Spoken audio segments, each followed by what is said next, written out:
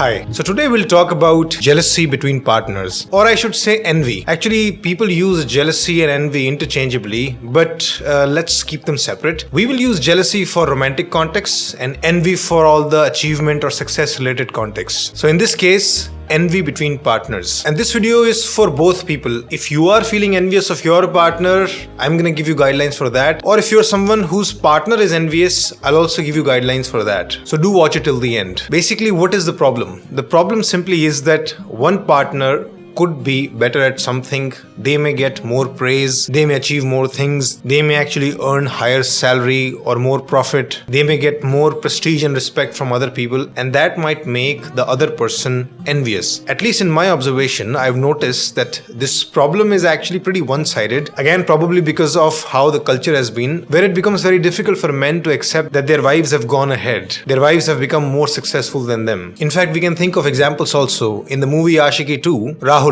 Aditya Roy Kapoor, he's a famous singer. He falls in love with Arohi, Shridhar Kapoor, who's also an aspiring singer. So initially he supports her a lot, but ultimately she becomes more successful than him, and that makes him envious. There's a scene where somebody asks for an autograph. He's about to give the autograph and the guy says, "No, I want the autograph from Arohi," and he doesn't feel good about it. Another example could be Prince Charles and Diana. In an interview with BBC in 1995, Diana actually confirmed how after the Australian tour, there were huge troubles in their marriage. Why? Because Prince Charles was actually jealous of the popularity that Diana got. The Australian tour was supposed to be Prince Charles' tour for him to get established as a royalty. But then wherever they went, people were looking for Diana. They wanted to meet her. They wanted to shake her hands. This kept happening for 4 weeks and Prince Charles just couldn't take it. And this is what she said in the interview. With the media attention came a lot of jealousy. A great deal of complicated situations arose because of that. I'm sure there must be examples out there where the opposite is true, where the woman is just envious of husband's success. It doesn't matter what that ratio is. We're just going to talk about the deeper principles. But just for the ease of communication, I may use he for the envious person and she for the partner.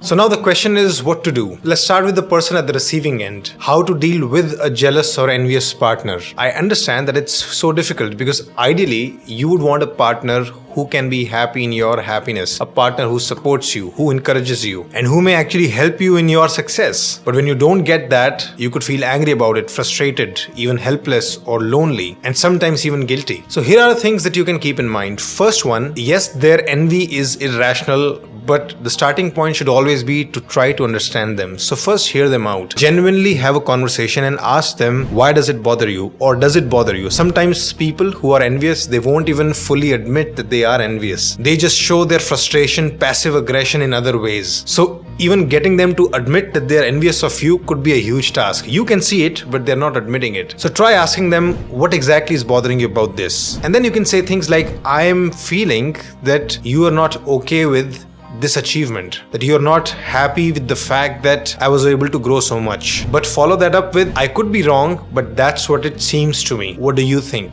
Don't give them final judgments about what are they thinking, what is their intention. Keep it an open conversation, but try to get to the depth of what they're feeling and why. Then you can ask, is there a reason you feel like that? And let them think. And if they come up with some reasons, it could be about their past, it could be about their cultural expectations, it could be about their identity as a man, it could be anything. So whatever they say, try to work with it, communicate, even challenge their beliefs nicely. But obviously, there is a huge possibility that this understanding and this communication may just fail. What do you do? So the next step would be, remember first thing that it's not on you. It's their problem, not yours. It's very important to be clear where the irrationality is coming from. And if your partner is envious of your success, I can confirm that irrationality is on their part. And once you are clear about that, at least you'll not feel guilty. At least you'll not keep questioning yourself, what am I doing wrong? Should I be less successful? Should I work less? Should I earn less? Should I be less popular? You wouldn't have to question yourself. And closely related next point is, do not hold yourself back. Just because your partner may be envious of you, they may be upset at things that you're doing, do not hold yourself back in your own growth. Go all out. With time, we may or may not find a way to treat their envy, but meanwhile, you don't have to stop yourself. And there will be times you might actually need to stand up for some decisions because they might not support yours. So for example, if you want to hire a personal assistant, let's say, so they may actually oppose the decision. Why? I mean, we don't want to spend extra money on this. And you know that in your growth, if you could have a personal assistant, this could actually really help you, but they may not support those decisions. So it's like they're not overtly admitting they're envious, but then they're undercutting decisions that might actually lead to growth. So in such cases, you might actually learn to stand up for yourself and take your decisions despite their disagreements. But then there can be circumstances where you won't be able to take those one-sided decisions. So for example, you now are working with a big company and it's paying you amazingly well, but the office seems to be very far away. And now you want to shift your house to get closer to that company. Instead of now being happy for you that you would be earning so much more, your partner may start feeling insecure and they might actually not want you to join such a company because they're fearing that what if you get more power in the house? They'll completely oppose the decision of just renting out a different place. And in such circumstances, you might just have to compromise. You might just have to be okay with the fact that you'll have to commute a little extra. It is sad that your partner is not compromising for you, but then again, nobody gets everything. So you have a partner who may have some other strengths, who may be good in other areas, but for this part, he may not be. So ultimately, you should also be able to accept that this is what you're gonna get. And many people would tell you, oh, if you have a partner like that, just leave. Why don't you just divorce? Well, it's always easier said than done because sometimes there is genuinely love, connection, admiration in other areas. And then there are children involved and you can't just up and leave because your partner is envious of you. So that's why I'm not saying leaving as part of this solution. Now let's go to the other side. What if you're the person who's envious of your partner? Here are some guidelines to keep in mind. First of all, I would encourage you to actually start being honest with yourself. If you're envious, admit it. At least start saying it out loud. Tell your partner how you feel and just go deep inside, reflect what are you really feeling. If you're not going to be honest about your envy, you will never solve it. So be honest and then start thinking about where could it be coming from? Why am I envious of my wife's success? Or even my husband's success. Like for example, if you're a man, start thinking about why am I envious of my wife's success? Then you may start to get answers like, yeah, because in the culture that I grew in, the man is the leader of the house and that's how it's supposed to be, right? Man runs the family. And then maybe it's abnormal for me that my wife is going to be leading this. Or you could have people around you who could be toxic. Or you could have people around you with stupid opinions. For example, they expect the man to be more successful. Oh, you're a man, how can you lose to a woman? And maybe you're playing into that stereotype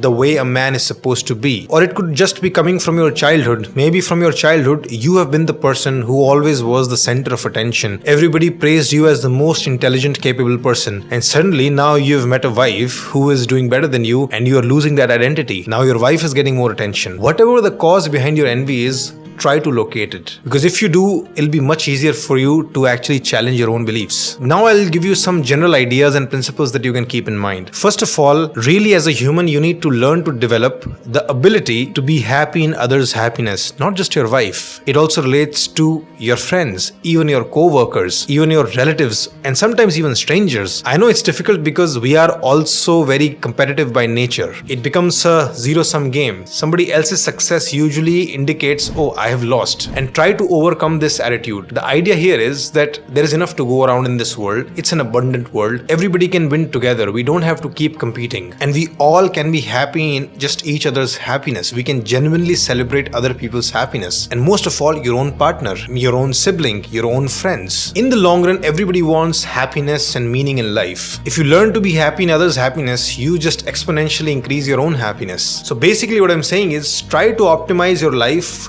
towards happiness and positive emotions and connection, not competitive games. Next point is, in case you're stuck in that man or woman identity, here's something you can keep in mind. Whenever you're trying to analyze somebody, or even analyze yourself, it's a terrible idea to just analyze yourself as just part of a bigger group. I'm a man, so I'm supposed to do this and this. What you have to understand is that there is immense individual variability in each kind of group. So your wife could be very, very different from, let's say, an average woman, a typical woman. You could be very, very different from, let's say, an average man or a typical man, whatever that is. In your general view of the world, first try to see individual qualities, strengths and weaknesses. And once you do that, you'll be able to appreciate your husband or wife for what they have, the unique individual that they are. Your wife may have come from parents who had probably very high IQ, or your wife may have in her upbringing gotten an education which gave her a huge advantage. Her individual factors really matter here. So change your benchmarks and try to look at each individual separately. And another thing, not just be happy in your partner's happiness, you can actually think of it as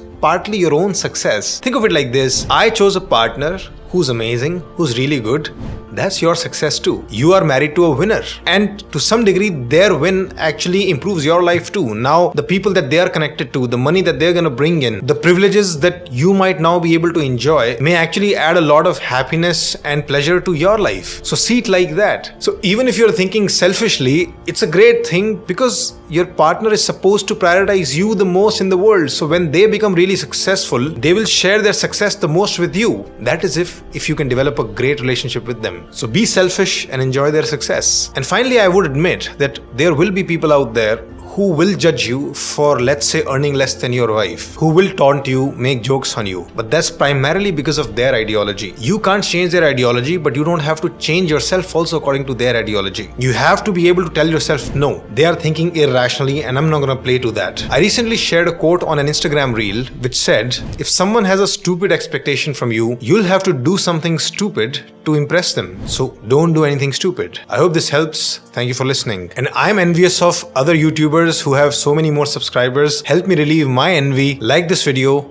Tell me in the comments how much you like it. Do subscribe and hit the bell icon. Thanks for listening. Shridhar Life School now specializes in relationship counseling. We start with an in-depth checkup or assessment of your relationship, your strong and weak areas. Now, based on that, our therapists will help you using world-class techniques and interventions, which have been developed after decades of research in marital therapy. It's always better if both partners come for counseling, but if for some reason your partner is unable to join, you can definitely start on your own. To book sessions, visit our website shridharlifeschool.com.